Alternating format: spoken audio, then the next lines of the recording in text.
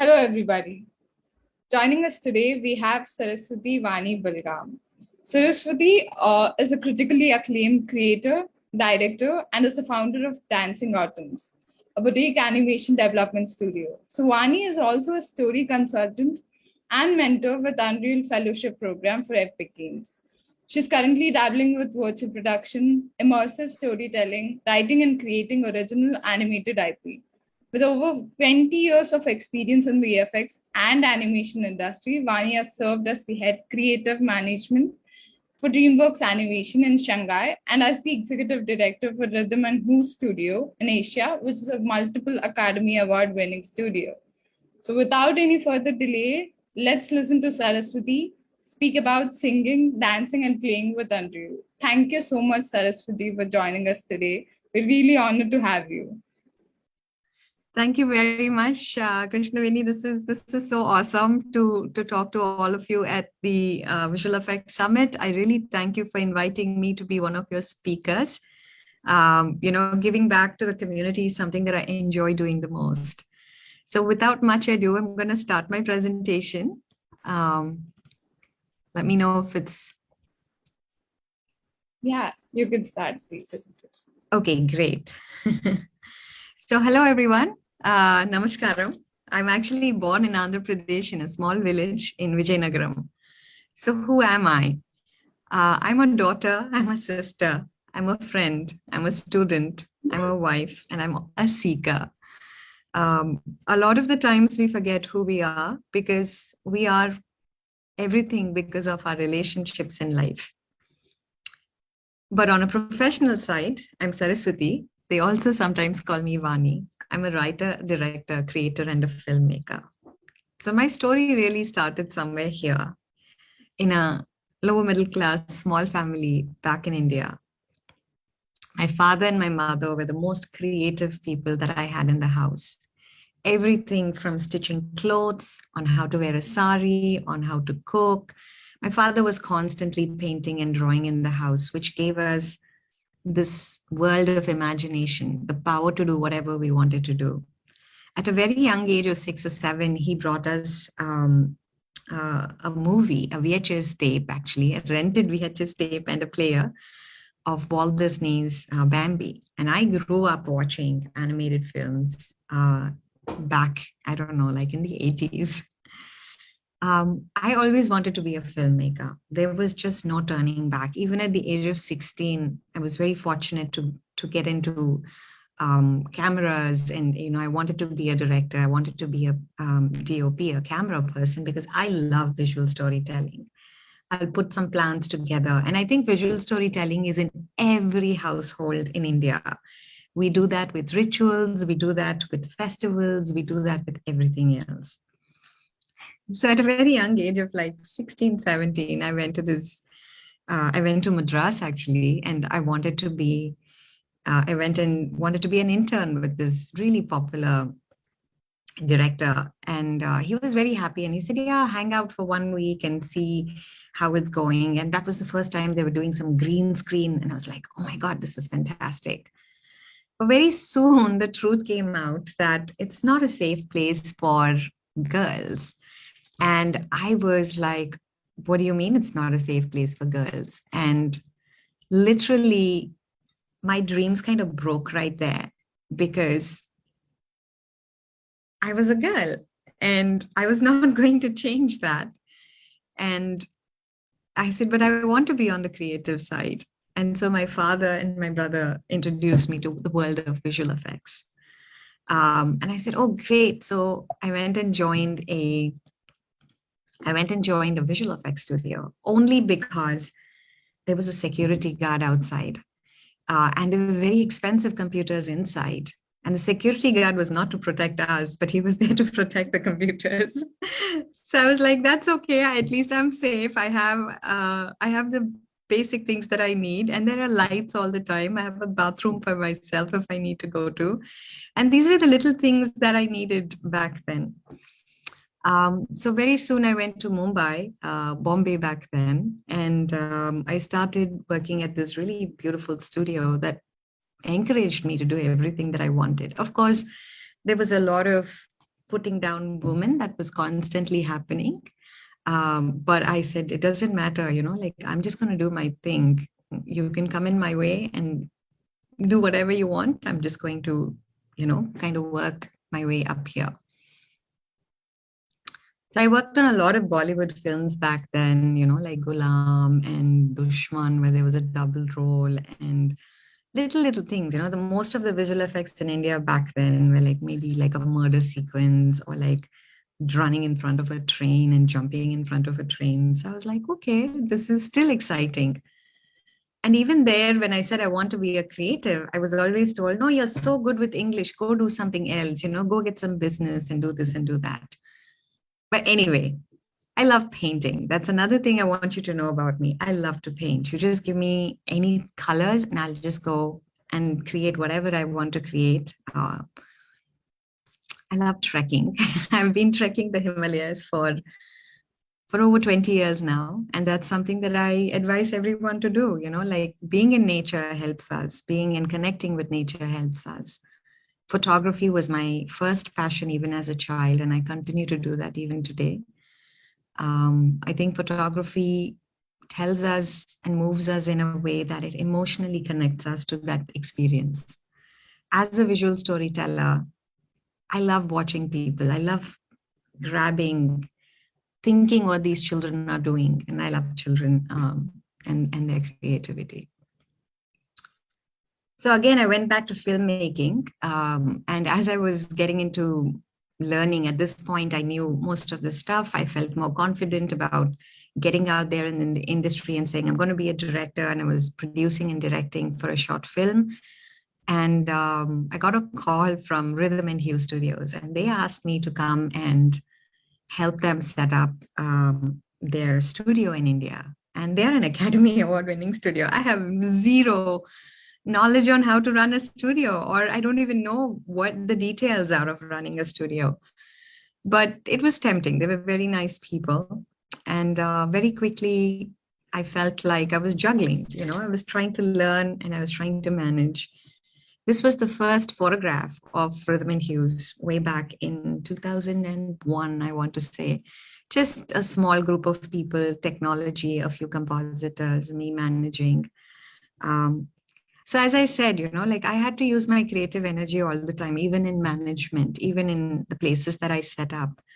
So a part of all of that was, I love creating spaces, as you can see. I love making the place feel like we belong there. And so part of building Rhythm and Hues physically also meant that I wanted to bring in a lot of our art and culture into the premises. So creating Wali paintings, creating Madhubani art on the walls and the murals in the Bombay studios, making it as organic as possible, and creating a great place for people to work. So Rhythm and Hues Bombay, I started, and then we got the opportunity to come to Hyderabad and set up a studio there, and then Malaysia, and then Taiwan, and yeah, these are the people. I think talent is universal, and when the opportunity was provided for me to set up something, I just had a great time, like building studios and building people and motivating people because I was highly motivated. So it was a great experience. And that's Bill Westenhofer over there with the Academy Award. When he came down to the Hyderabad office, he just shared the entire, it's all teamwork. So I love that kind of a feeling. So we worked on a couple of Academy Award winning films like Life of Pi and Golden Compass and Chronicles of Narnia. Later, I ended up going to DreamWorks, and at DreamWorks, I was given the opportunity to be their creative management for story and biz dev. That's exactly what I wanted. I wanted that creative energy. I knew I wanted to be a storyteller. I was getting closer to my path. And in that process, I spent some time there. And again, a trip to the mountains kind of told me that I have to now start telling my stories. It was time that I did that. And I literally jumped at that immediate intuition, I want to say, and taking a very big risk of becoming an independent filmmaker. running big studios is a big high, because when someone says, I work for this studio, then everybody recognizes you. When you say, I'm a filmmaker, they're like, like, so what? So it was a challenging experience for me. And I'm going to show you a quick clips of my filmmaking very quickly.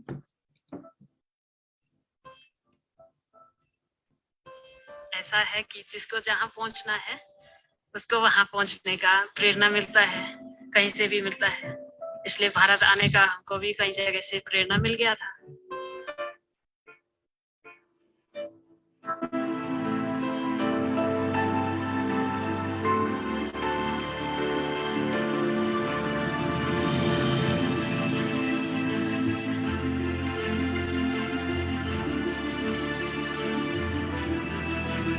I think do your best and leave the rest.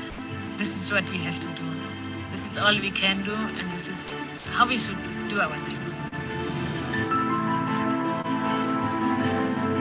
यहीं पे रहना है, एक किसी अच्छे महात्मा को गुरु रूप में अपनाना है। That was a documentary I had made. These are some of the short films.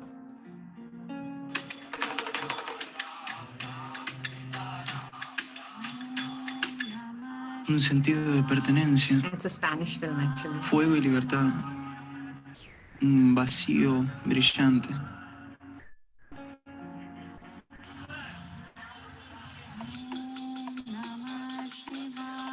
¿Qué van a encontrar?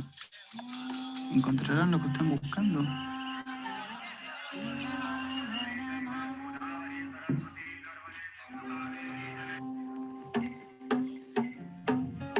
Una especie de silencio en todo este caos.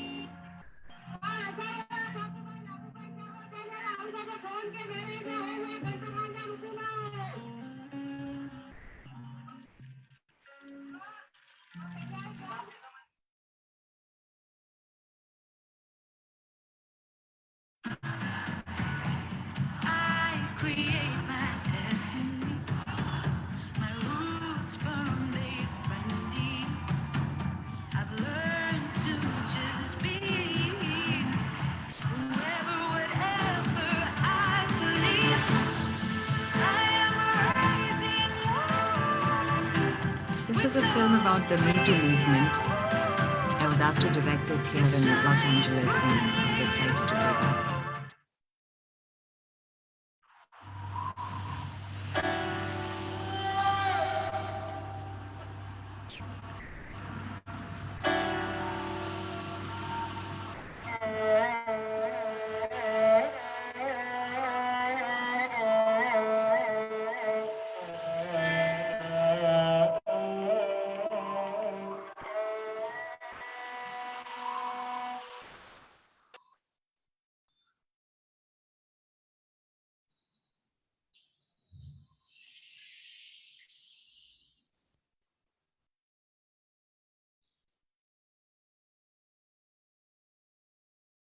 No smoking in the store. Can you put that out, please?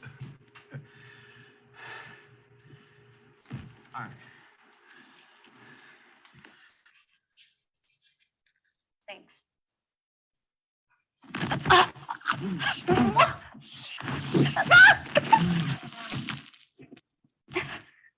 Get off of me! What are you doing? What are you doing? Maria, are you okay? All right.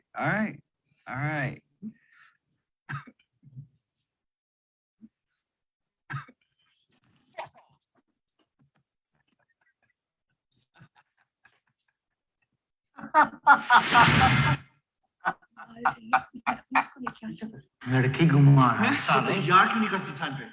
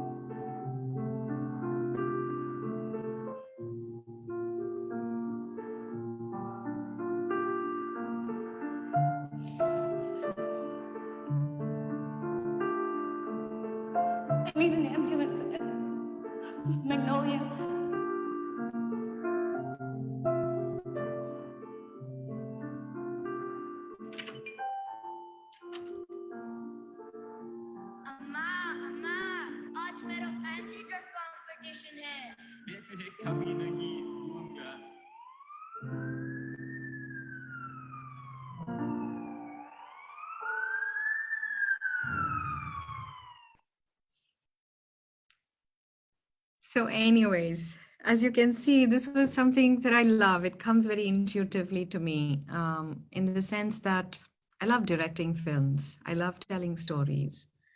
The last clip that you saw, Third Time Lucky, was actually for a feature film, and we had to do a proof of concept to get it approved. So that was basically what that was.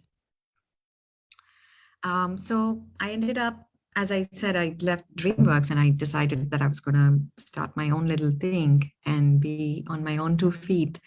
And so I created Dancing Atoms. So right now we're about 20 odd creative people that are all attached writers, filmmakers, executive producers, and we're writing preschool as well as doing a lot of live action projects. This is one of my feature films that I'm currently working on. It's a very low budget independent film with just 6-7 of us over here that are all just having a little bit of fun, and it's still work in progress. I'm going to share a clip for everyone very quickly, and I'll give you a little sense into it. हमारी बात से सब किसी का भरोसा नहीं करना भागो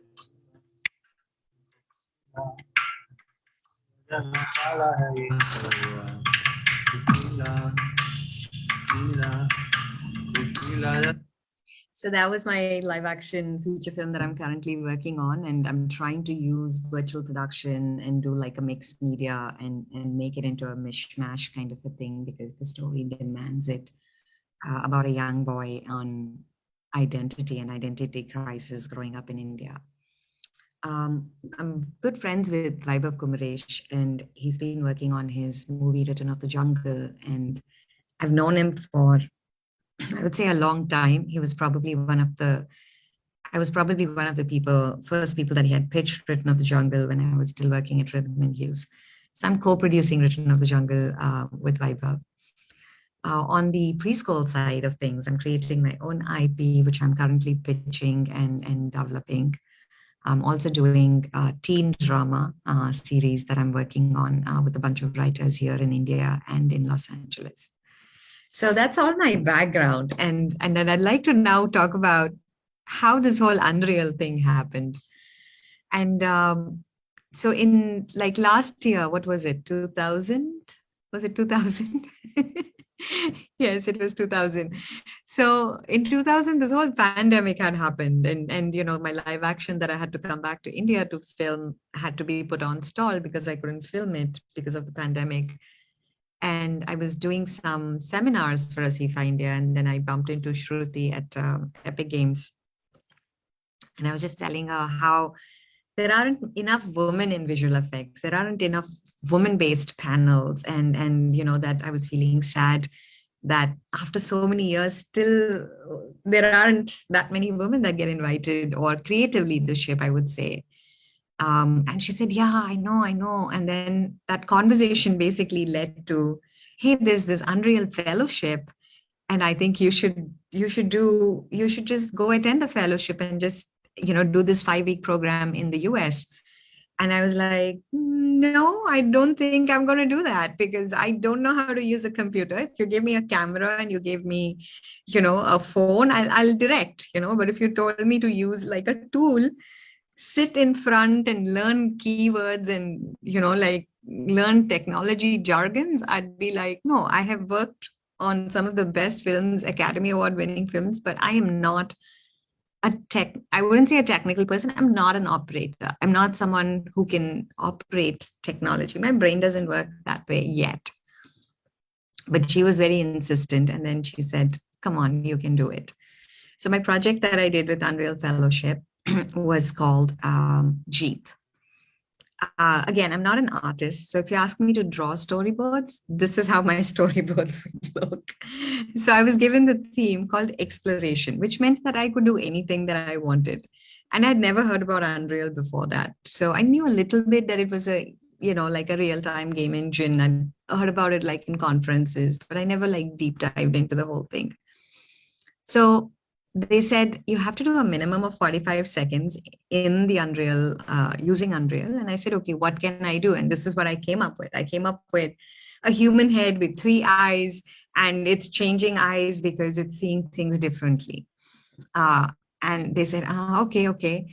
And then I started doing some very rough ideas. And one of the ideas was basically there's a earth that's floating, and there's a girl, and she's floating, and the camera is going like this, and she's jumping, and then she's running through these doors over here, that if you can see these doors, she runs through these doors, and then she comes out of it finding herself. So that was the basic exploration, 45 seconds, the bare minimum.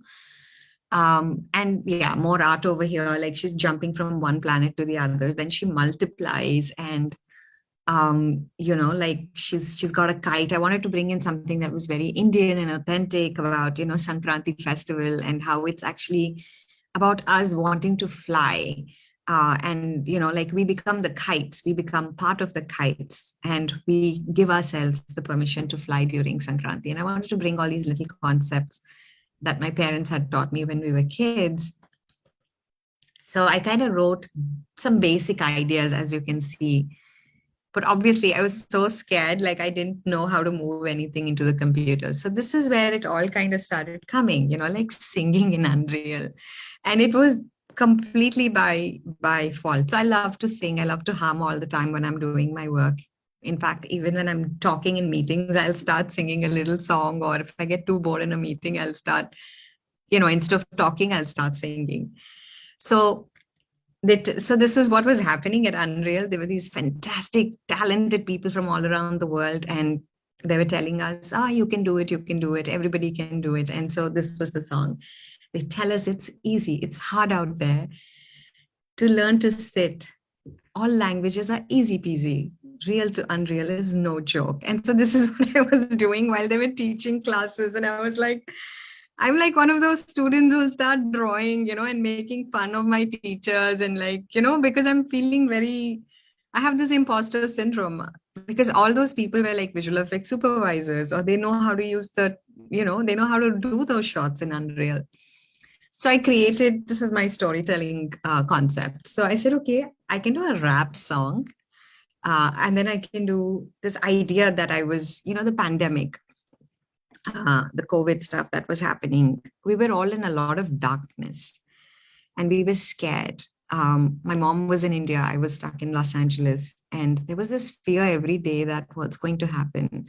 Will I see her tomorrow? Will something bad happen to her? What if something bad happens? I can't even travel. So there was a lot of that fear, I want to say, and it was very scary. And so the idea started coming that we are in darkness and we want light. And also Unreal was very dark for me because I didn't know how to use it. I'm a filmmaker, I can make a film, but using the tools was me sitting in darkness.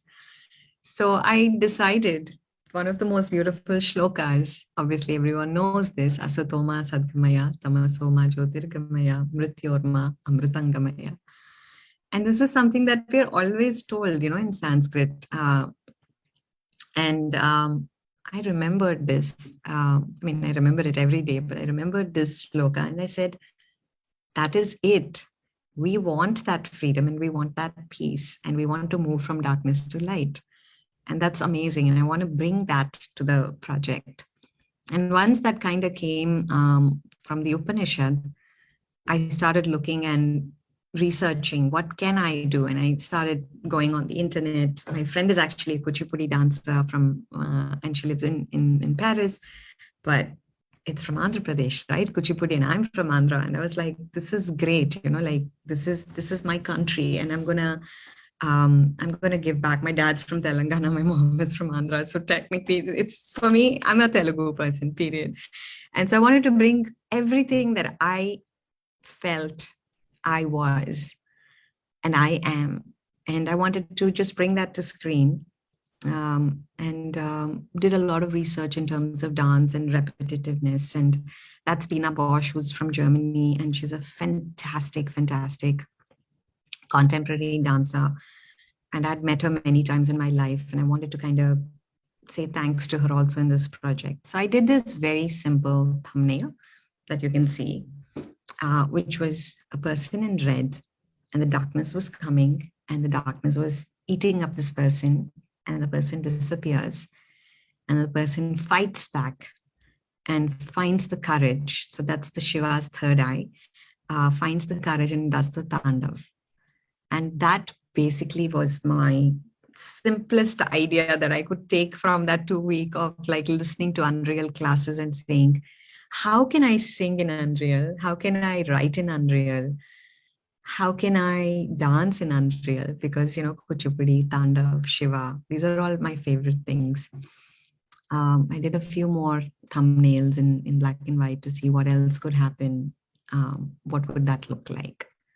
So finally, now we come to using, after 2 weeks of the fellowship, or almost 3 weeks of the fellowship, the idea got crystallized, saying, all right, you're going to do a music video and let's see how that happens. And so these were some of my very initial ideas, like when, as a child, if you see children, they're playing. They're not stressed about how they are playing. They're not playing to prove to someone that they are playing. They're not worried about someone judging them. They're just playing. And I think that's who I am.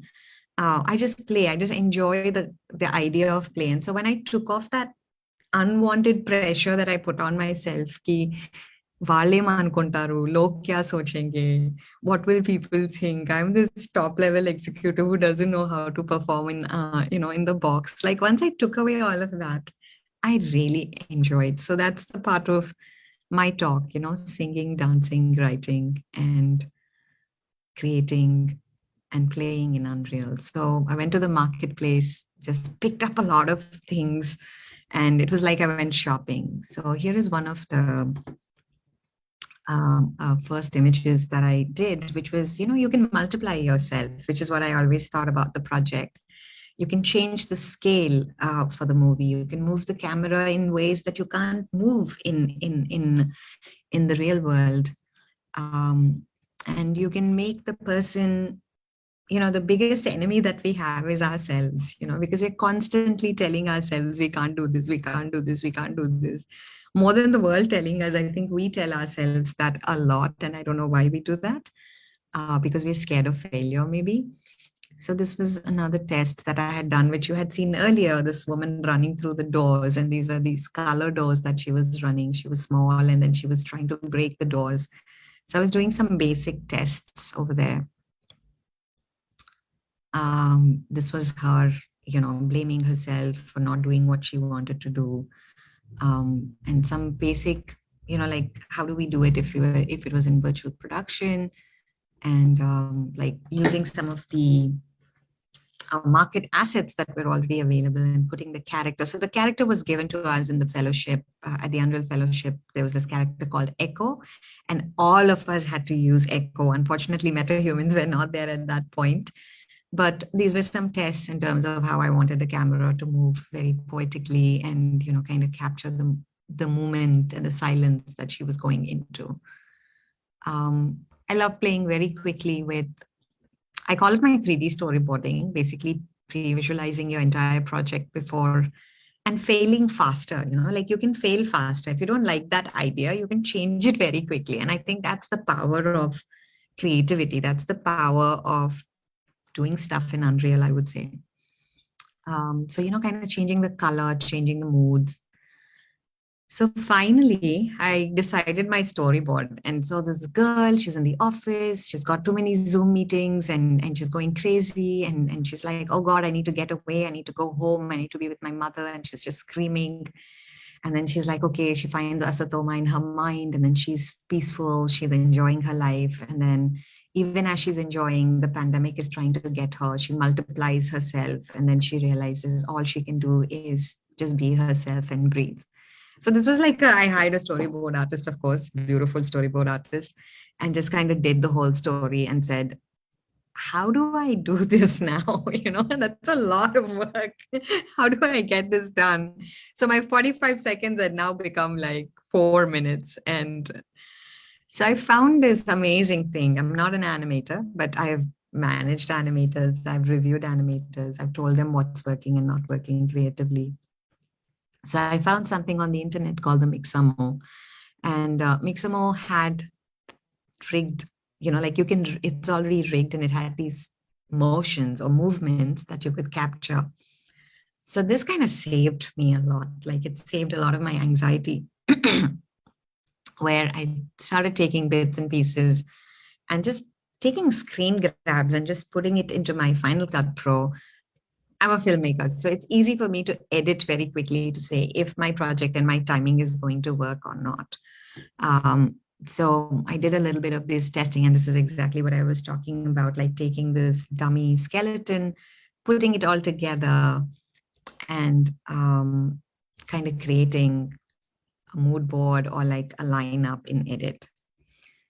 We were very lucky actually to have this 1-2 hour session at the fellowship last year with a mocap artist. And so the mocap artist was doing exactly what we wanted them to do for the project that was not available on Mixamo. And if you're not an animator, how do you animate someone meditating? And there was nothing available in the market where a person was meditating and a person was doing the Shiva Tandava, you know, like standing and doing that pose. And so I was like directing the mocap artist and saying, this is what I want. Can you please stand like this? And the person was like, what are you trying to do? Like, am I doing a yoga? And I'm like, no, this is a famous god and this is how he stands. And so I had to send all these references. And then he finally kind of gave me the best version of Shiva standing and meditating. But it was so much fun. So I did a very quick test of dance movements in high speed just to check like what was working, whether she would hold a mic and she would rap to the song, color tone, disco lights, what did I want, retro. I changed the tune shaders to just check like how different and unique I want my film to look like. So I love experimenting, and I think that's what I call play, like you just play first, and it's more like testing stuff. Projecting things in the background as if there were multiple things in different, boxes, like TVs were being played. Again, some tune shader stuff, more tune shader stuff, more experimenting in terms of color, look and feel. And this, I love this color. Like I was like pink and yellow, it's quite comic book kind of a feel. And I was like, I want to try this out. So one of my favorite animals on the planet is a whale. And I wanted to use the whale for no reason. It's like, hey, in a real life, I can't get a person to play with a whale. So I can in Unreal. So I'm just going to use the whale, So I found this whale and I bought it on the marketplace in the Unreal marketplace. And you can see how I used it. So I was like, okay, let the sparkling globe happen. And she's dancing there and the best friend whale is going around her. And I was, you can tell I was having way too much fun. And then I'm not a singer. I can sing. I learn music, but the rap song and timing and like that's not my tone. So I collaborated. I said, this is what you would do if it was a real film, right? Like you would collaborate. And that was something that I really wanted to do, to feel energetic. So my actor, Harsh, like I kind of called him, he sings really well and he loves rapping. So I said, Harsh, let's write a song together. So we wrote a song together, and then we asked this Asatoma, I wanted a very deep voice to come. So then he brought one of his best friends, Ricky, to the table. And then we were all starting to like jam every day in the evening, spend half an hour just doing the music. So the project kind of became a fun project. 3 weeks ago, I was sitting there crying every day and saying, Yaar, Shruti, what did you make me do? Like this is so difficult. And now after 3 weeks, I was like, Shruti, I think I'm making a music video. And she was like, really? And so it was really fun, as you can tell. And then, so Harsh is a male, of course, he's a guy. And I wanted more feminine energy for the rap. And I was doing Google, thanks to Google, I was like, female Indian rap singers who can speak in, who can rap in Telugu. Basically, I wanted it to be a Telugu song, but I just couldn't find like a female rap singer in Telugu. So I love DMC. She's one of India's top rap singers, female rap singers. And I called my producer in India and I said, yeah, find me like a rap singer, someone like this lady, you know, she's just damn cool, man. And so like 2 days later, my producer reaches out to another casting director and says, yeah, MCD would like to talk to you if you want to talk to her. I was like, what are you telling me? Like DMC wants to talk to me? Like, this is crazy. And so like D came on the call and, you know, we had a very quick WhatsApp call and I told her what I was doing. And she said, yeah, let's collaborate. You know, like I'm getting a music video. And I'm like, yeah. And I'm going to do the music for you. So she sang along with Harsh and Ricky. And then I had Roto, who's another very close friend, fantastic musician. Like he's just so amazing. And so he came on board and then we jammed and we said, what do you want the tone to be like? What do you want the speed of your song? And so I learned so much about rap songs in that few weeks. And so the basic thing was, so I remember Shruti kind of telling me when I was crying in one of those crying phases, she said, and it's very filmy, by the way, I'm a very filmy person, just so you know. So she was like, yaar, dar ke aage jeet hai, you know? And I was like, of course, dar ke aage jeet hai, you know?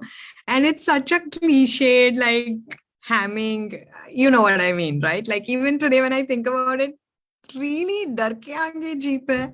And so that's where the song basically came from, because she kind of helped me, you know. She was so persistent that nahi karna hai, you know, try karo. And dar hai to theek hai, uske aage jeet hai. And like that was basically the song. So English may doesn't translate, but that's what that was.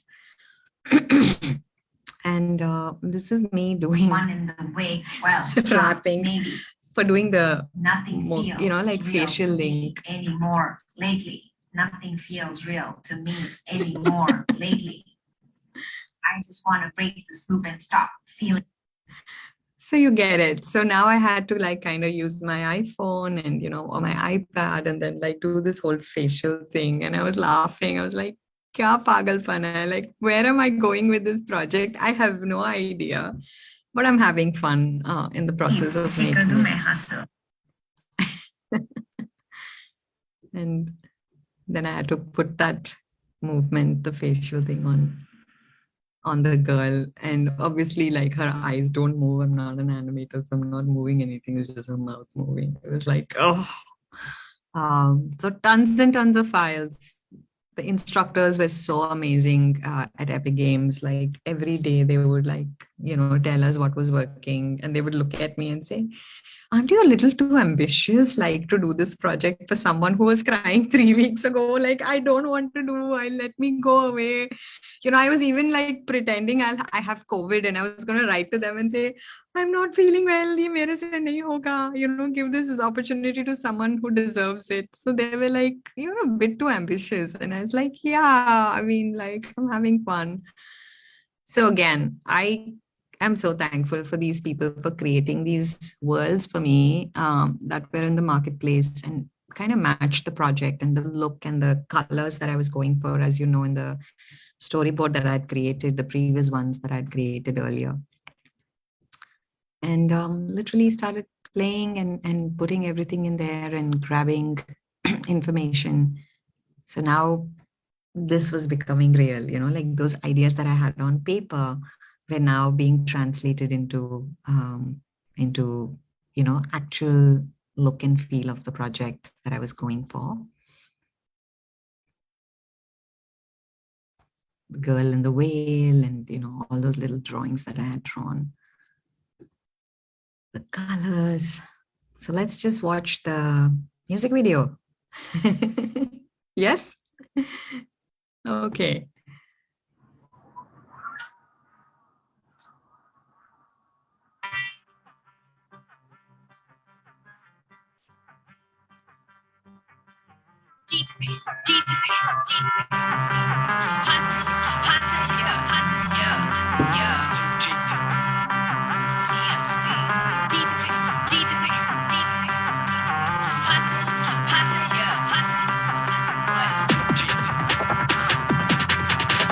When will I be free is a question I ask daily. Am I the one in my way? Well, maybe nothing feels real to me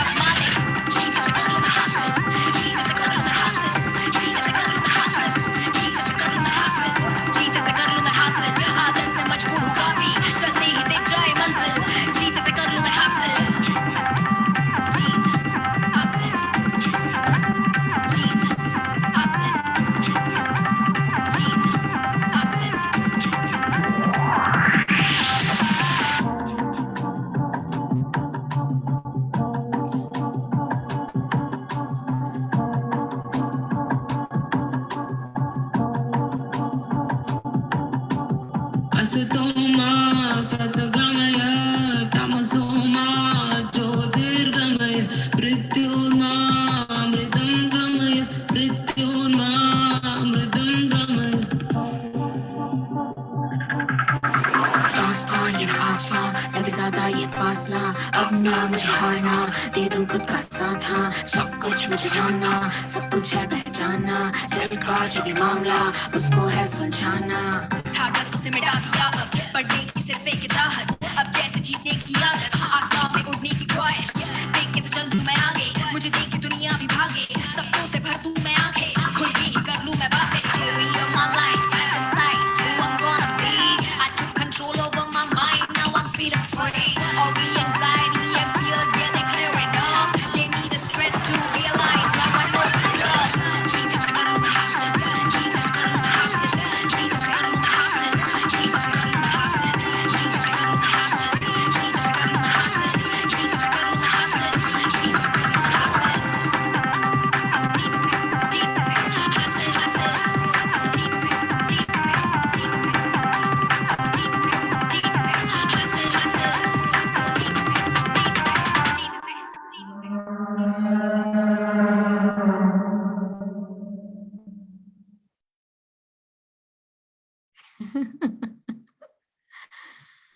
So that's it. That's basically my journey, you know, and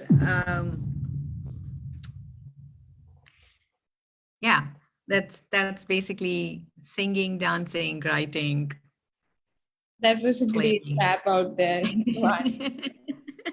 That was And really it's also like it was like such a powerful thing, you know, it was like a mantra of I wanted to give back also to the community in a way that I felt empowered with Unreal, and I wanted to also I felt empowered with the whole process of creating the project. So as most of you know, I love supporting communities. I work with SIGGRAPH Asia, with the CIFA India, with VFX Summit, with Women in Animation, and so I continue to be a story consultant. I'm a fellowship mentor. I'm also helping out with the Writing in Unreal program. I'm an assistant producer there, and virtual production is my new gig. I'm going to learn as much as I can. I'm like that SpongeBob kind of a character. Like I just want to just absorb everything, because you never know where something creatively will become your tool to play with. Yeah. So that's it. Thank you, everyone. And Dhanyavadalu. It's been a fantastic thing to share my journey with all of you here. Thank you so much, Vani. It was really an insightful session. I'm sure our audience had a few takeaways from the session, the whole session. I hope so too.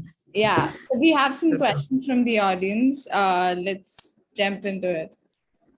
So, first question is, did you know about Unreal before you started on the fellowship? Like, can you describe a little about the Unreal fellowship that you did? I kind of knew about Unreal as a real-time engine, but I didn't know about the fellowship. Like, I didn't even know it existed, to be very honest. It was like a complete happy accident. Today, it looks like it was a happy accident. When it happened, it was like, no, this is not what I want to do. So, yeah. So, the Unreal Fellowship, okay, the second question was yours was, tell us a little bit about the Unreal Fellowship. I think it was a perfect thing. It was a very community kind of a feeling. We were 100 of us on Zoom. Everyone was going through something at the pandemic. Some people had lost their jobs. Some people were trying new things. Everybody was working from home. So we got to see what everybody feels and looks like, like their dogs are barking, their children are crying. It's something else is happening. Kamala Harris had won the election.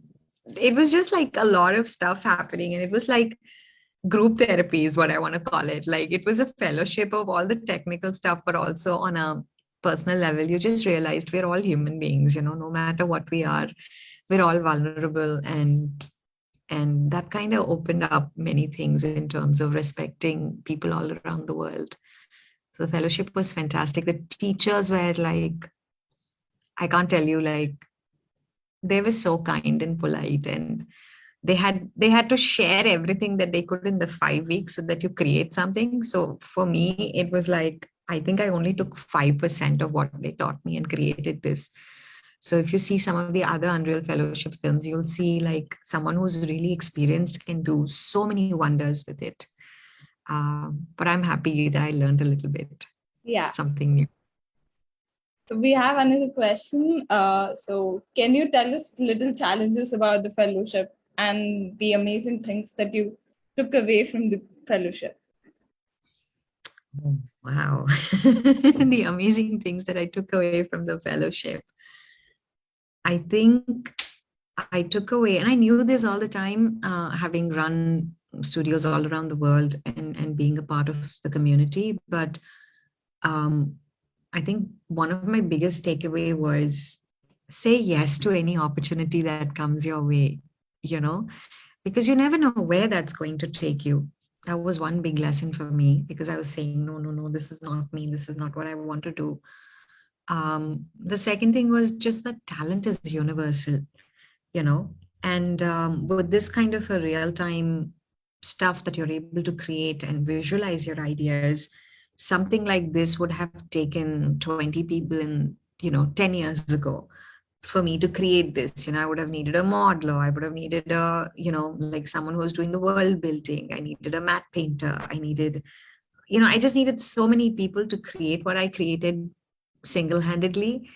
And I think I love that, it kind of gives you that freedom to go try. And so there are no more excuses for us to say, someone told me I can't be a filmmaker. Like many years ago, somebody said you can't be a filmmaker, and that was true for that point. But today I would say that if someone came and told me today that you can't be a filmmaker, I'll be like, who are you to tell me that? I'll go make my own film. I don't need someone to tell me that you can't be a filmmaker. Like, the time has changed, and the power and the freedom of real-time engine really gets you to do a lot of the things that you want to do, right?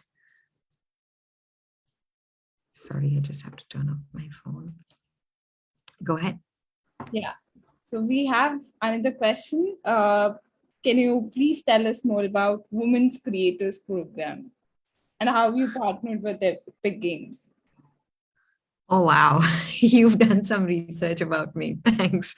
So basically, as I said last year, the whole point of reaching out to Shruti and Quentin and Epic Games was really to say, we have to do something. We have to empower women. And so when Shruti kind of said, you have to go through this program, I didn't know the bigger plan in that was going to happen after this program. So absolutely, like it's been a year since I finished my fellowship. I'm still high on that energy of like, how do I empower more women? How do I empower people that have been told the same thing that I've been told, that you can't do this, and can't to can do this, we can do this, and we want to do that. So it was really coming back and say, hey, let's do a women creators program, and kind of made like a roadmap of what we can do, what I took away from the fellowship, how can we speed track it, because women had kids and jobs, and they had to take care of the house, and they had to take care of so many things that it was not possible for them to do what I was doing, like an 8-hour 9-hour day fellowship every day for 5 weeks. So we kind of said like, okay, we can't do that, we can't do 5 days a week, let's make it 3 days a week, let's make it 2 hours a week or 3 hours a day or something like that, and let's give them the bare minimum. So we went through like a rigorous application list. We reached out, and then finally, magically, again with a great support from Asifa India, without who I could not have done this program, and without my team efforts, and the support that we got from Epic was fantastic. Like they did everything. We came in and kind of partnered with them to say, let's do this together. And I was fortunate to do the Women Creators Batch 1. So I think we're planning on doing more of these Women Creator batches, not just for India, but also for Asia. So that module is being used in many countries right now, Shruti tells me. So it's all very good. Yeah. So I think we we have finished the time, but one last question, a personal question from my side. So what are your future plans? Like, what are you planning to do after this Unreal program? Well, I'm still a mentor with Unreal. And as I told you, I'm working in the new module with Unreal here in Los Angeles called Writing in Unreal. Look it up. It's fantastic. It's taking filmmakers and reading their scripts and helping them visualize their ideas inside of Unreal. And that's been done by Karen, who is an Academy Award winning producer. So it's her baby. So I'm just super excited to kind of be there, like a little person over there, just observing and learning a lot about what the future is going to be and how we can unleash this freedom and power for filmmakers. I'm a filmmaker, so I'm absolutely loving this Writing for Unreal program. And what else am I doing? So as I said, I'm learning a lot about virtual production. I'm learning about how to write immersive storytelling. I'm already doing that for a year, but now I'm going to try and use Unreal to see if I can merge those things. I'm also doing preschool shows. I'm writing and developing them with a Canadian producer. So I'm kind of using Unreal, model some of the characters, put them, using Mixamo, getting some mocap data from friends and all around the world and putting it all together. So I think it's overall been a journey. It's hard. I'm not, I'm looking very happy right now, so don't go by it. There are like ups and downs every day. Yeah, I think that's really going the way that it should probably go. And like one piece of advice that I want to give everyone is just play, like don't think too much. Like even if it is 5-10 seconds, just go keep creating something every day. If it's a photograph, if it's a painting, if it's Unreal, if it's bad drawings, there's no such thing as a bad drawing. You just do it and stop comparing yourself with others and just keep producing. So my mantra was stop worrying, start creating. And that's my advice to literally everybody. Yeah, that's probably that. Thank you so much, Saraswati. It was really an insightful session, and I'm really inspired from your talk that I'll start creating. I'm really bad at drawing, but I'll really start creating from now on. Exactly. That's what this talk is supposed to do. This talk is just supposed to just get you going, like not, and if you're worried, it's a normal process, and it's okay to be worried. It's okay to get frustrated.